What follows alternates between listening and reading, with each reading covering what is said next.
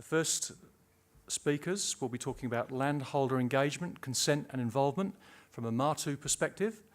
It'll be Billy, Landy, Mark Jeffries and Peter Say. Over to you guys, and Butler.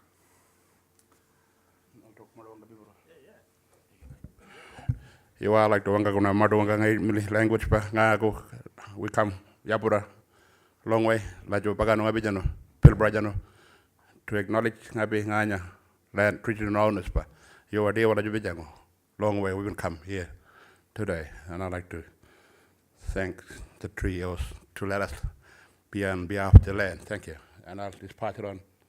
I'll introduce Mr. Landy, myself, Billy. Been a PBC old share, and now we got Uncle Mark here. Is KJ, been a ranger, and assistant coordinator Peter C, and I'll get Peter C to introduce more. Thank you.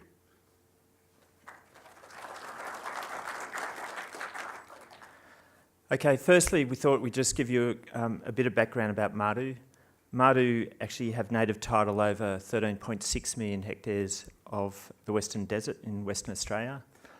Martu is actually a big cultural block, and this is actually one of probably about 3 or 4 native title determinations.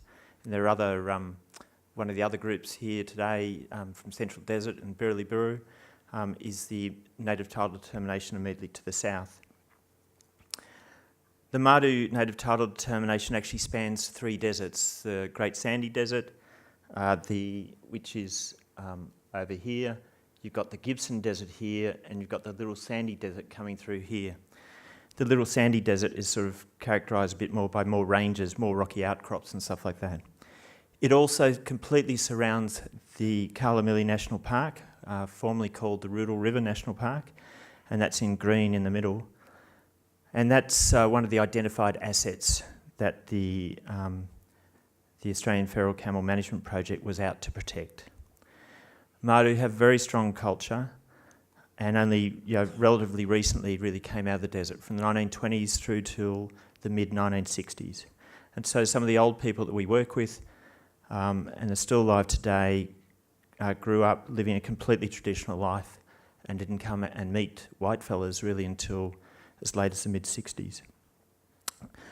Martu also have a very strong looking after country program, which is managed by Kanyirninpa Jukurrpa, or KJ, which is the organisation I work for.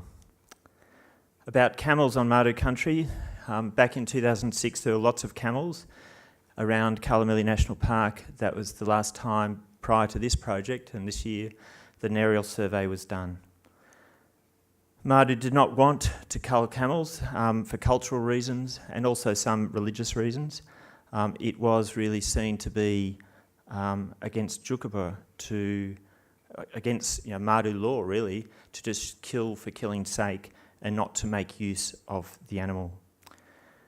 And Martu prefer to use camels for food, whether it be for people in the communities or even if it's for feeding to the dogs. We went through quite a long consultation process spread out over a couple of years, from 2008 to 2009. It involved initially a meeting in Newman, where Robin Mills from Warrabgine Station, another pastoralist, a neighbouring pastoralist, involved the Department of Agriculture, the Department of Environment, numerous other people. And it was really an information session about trying to bring together to the table everything that everyone knew about camels and what were the options about how we could manage those camels. And we also brought in representatives from the Martu communities, the 4 Martu communities. We talked about the camel problems on Martu country, the fact that camels were dying in waterholes. When we ran quite a lot of return to country trips, and the old people go back to waterholes they hadn't been to for 20, 30, 40 years to find it trashed by camels, or trying to pull out a dead camel out of a waterhole, which is not a particularly pleasant experience. That really, really started to upset the old people. And especially when all those waterholes, every waterhole, every water source in the desert would be of cultural significance for Martu.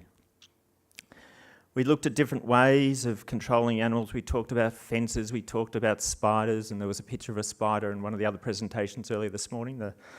Looks like a piece of playground equipment really, but allowing camels to drink from a water hole or a soak, but not to actually fall into the soak.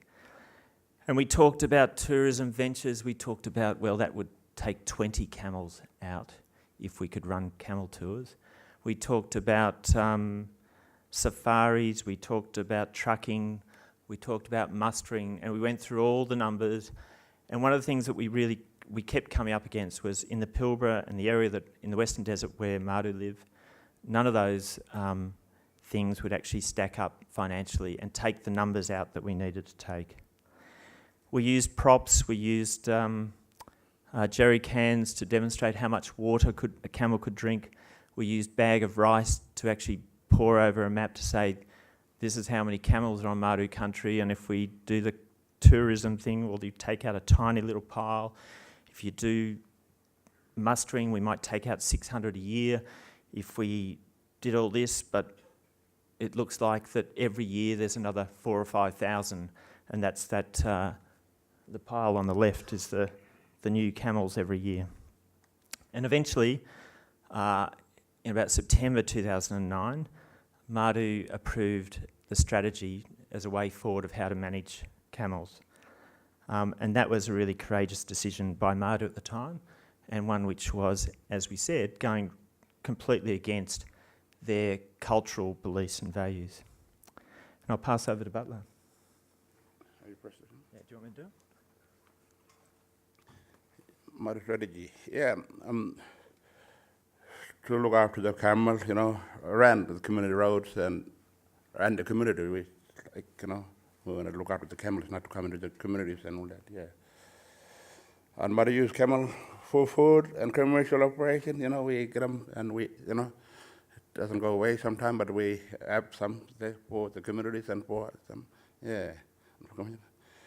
And we get them rangers to, they that opportunity now, they started to, got a job now, and most of the boys off the street and they work, and we putting them on to shoot the camels, at there, as a ranger team. KJ works with government to manage, camels with helicopters, shooters, and faraway country where we not only faraway countries and surrounding around our community, we like put 20 Ks out at the community where they can allow to shoot, and we use helicopters for rough country and all that to get some pilots and work with the country, yeah. Yeah, Martu plan and review, no-go area. Like when we say no-go area, that's like around the community, it's 20 Ks, and some of them, well, we got a couple of language group in our area, like Nyangumadam, Manjiljara, Kartojara, but to get our permission, we have to ask them, and they have to get our permission, but we use the same chopper because they got their own language. Some people there can go with the choppers, do the ranger work in Nyangumadam country, or where there's camels, yeah, we got them everywhere, yeah. Yeah, we work together with the shooters and the pilots, we work together. Plus we help with tracking and monitoring camels movement and all them things. Yeah.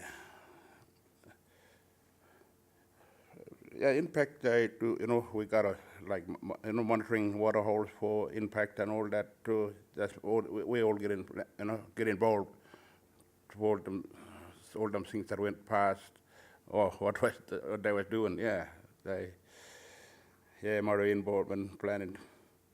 And we, we work with TWA, with Dennis and monitoring, the vegetation impact, what was happening, and we continue. We want to get involved working with the governments, you know, big ones, yeah.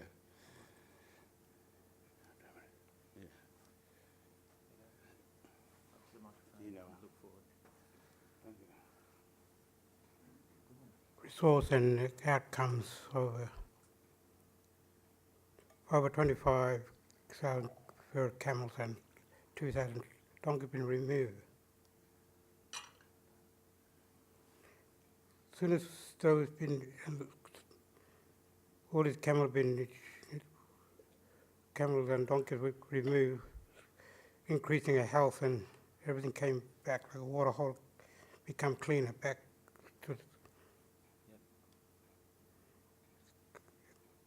and increasing health and all the water holes and soaks and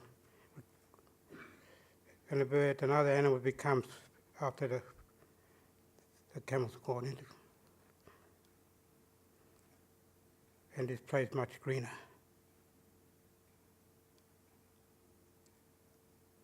And this whole team, we was working together. Strongly with a partnership with governments and all that.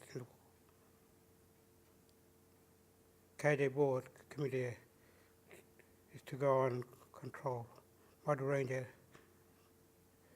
to continue in the ground cuddling, and KJ partner will be assisting with the finance and the animal cuddling program for the next 2 years, with KJ partner with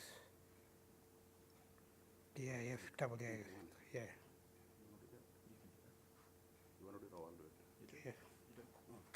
Yeah. Plus, on add to the last conversation, I'd like to thank Ninty once, you know, for